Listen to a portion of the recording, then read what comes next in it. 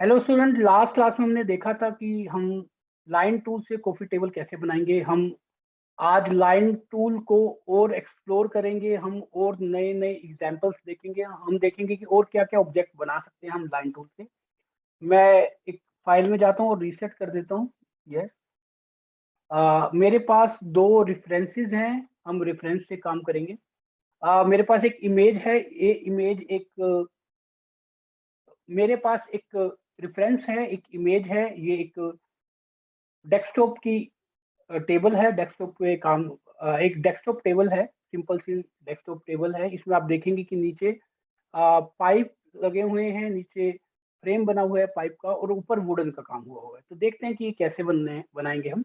सबसे पहले ये हम जो ये पाइप आप देख रहे हैं, जो ये लोहे के पाइप हैं, ये कैसे बनाएंगे आप। इसका फ्रेम, जो लोहे के टेबल का जो फ्रेम है, हम उस पर काम कैसे करेंगे। जो ये स्टडी टेबल के जो डेस्कटॉप टेबल है, उसमें जो टेबल का फ्रेम है, हम उस पर काम कैसे करेंगे देखते हैं। तो सबसे पहले मैं ये साइड का पोर्शन बनाता हूँ, ये आप कैसे बनाएंगे। तो आप क्या करेंगे, आप लेफ्ट साइड में आप लाइन टूल से भी आप ड्रॉ कर सकते हैं, जो हमने लास्ट क्लास में देखा था, और आप रेक्टेंगल से भी ड्रॉ कर सकते हैं। मैं विदाउट मेजरमेंट बना रहा हूँ, ये मैं एक रेक्टेंगल से मैंने ये बनाया। मैंने आपको बनाया था इनेबल इन रेंडर करेंगे, इनेबल इन व्यू पोर्ट करेंगे। अगर आपके पाइप अगर ऐसे राउंड हैं तो आप इसे रेडियल में करेंगे, अगर आपके रेक्टेंगल हैं तो आप इस तरह से रेक्टेंगल में काम करेंगे। अगर आपके जो फ्रेम है, इस तरह जो इसके पाइप की लेंथ और विड्थ सेम है, तो आप सेम ले सकते हैं। फॉर एग्जांपल मैं 4 4 ले लेता हूँ। तो यहाँ पर आप देखेंगे ये 4 4 हो गया है मेरे पास। आप रेफरेंस को दोबारा देखते हैं, मेरा ये रेक्टेंगल ये तैयार हो गया है। फिर आप देखेंगे कि मेरे पास एक ये एक रेक्टेंगल है और उसके अपोजिट एक और रेक्टेंगल है। तो फॉर एग्जांपल ये मेरा ये पोर्शन बना है यहाँ पर, और मैं इसे अगर यहाँ पे कॉपी कर लेता हूँ, या फिर टॉप व्यू है, मैं इसको यहाँ पे कॉपी कर लेता हूँ। मैंने आपको रोटेट करना बताया था, आप रोटेट कैसे करेंगे। आप इधर क्लिक करेंगे, राइट क्लिक पे आएंगे और आपने 90 डिग्री पे क्लिक किया। मैंने कहाँ पे क्लिक किया था, आप इधर आते हैं तो एंगल स्नैप टूल पे मैंने क्लिक किया था। ई फॉर रोटेशन, और यहाँ पर मैंने 90 डिग्री दिया हुआ है। तो आप जैसे इसको मूव करेंगे तो ये 90 डिग्री मूव हो जाता है। आप इधर इसमें कॉपी कर सकते हैं। एक यहाँ पर ये है, और एक इसी का कॉपी मैं एक और कर देता हूँ। तो आप देखेंगे कि मैंने एक और कॉपी कर दिया यहाँ पर, और आप देखेंगे कि ये एकदम स्ट्रेट होना चाहिए, इसके सामने होना चाहिए दोनों। यहाँ पे मैं लाइन के सामने करता हूँ, और ये भी लाइन के एकदम यहाँ पर। आपको इसके ऊपर एक बॉक्स रखना है, आपको इसके ऊपर एक वुडन का एक सरफेस रखना है। तो आप क्या करेंगे, आप एक बॉक्स लेंगे और इस बॉक्स को आप इसके ऊपर ड्रॉ कर देंगे यहाँ पर। फिर आप फ्रंट में आते हैं और आप इसकी हाइट पे आएंगे, और इसकी हाइट को आप कम कर सकते हैं। तो आप इधर आके देखेंगे कि कुछ इस तरह का मेरा ये टेबल जो है ये ड्रॉ हो गया है। अब यहाँ से मैं अगर इसको थोड़ा सा जूम इन करके देखता हूँ, तो यहाँ पर आप देखेंगे एक पोर्ट के लिए एक और यहाँ पे पाइप लगा हुआ है। तो आप इसे क्या कर सकते हैं, मैं फ्रंट में आऊंगा, आप एक लाइन टूल लेते हैं और आप शिफ्ट प्रेस करके आप इसे यहाँ पे आप इसे ड्रॉ करेंगे। आप टॉप व्यू में आएंगे और टॉप व्यू में आप इसे यहाँ पे, अगर मैं पर्सपेक्टिव से देखूंगा यहाँ पे, तो ये मेरा यहाँ पे।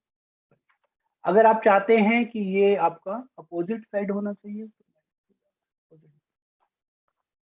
इजी, तो बिल्कुल ऐसा जैसे मैं बना रहा हूँ वैसा ही बन रहा है। यहाँ पर मुझे क्या चाहिए, यहाँ पर 1 2 और 3 ये बुक्स रखने के लिए शेल्फ बने हुए हैं। शेल्फ के नीचे भी आप देखेंगे कि ये रेक्टेंगल होगा, जो बेस होगा, जो वुड जिसके ऊपर पड़ा है, वो यहाँ पर एक सरफेस होगा वहां पर। तो आप क्या कर सकते हैं कि आप टॉप में आते हैं, आप टॉप में आते हैं और आप टॉप में आएंगे और यहाँ पे आप एक रेक्टेंगल ड्रॉ कर सकते हैं। यहाँ पर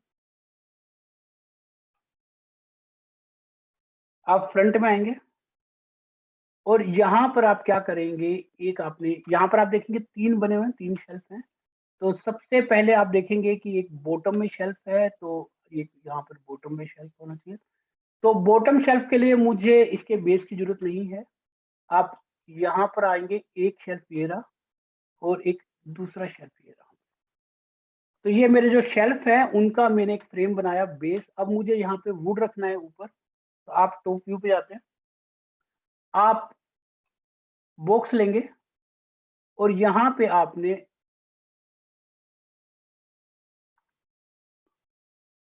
आप इसको यहाँ पे इसकी हाइट दे देंगे,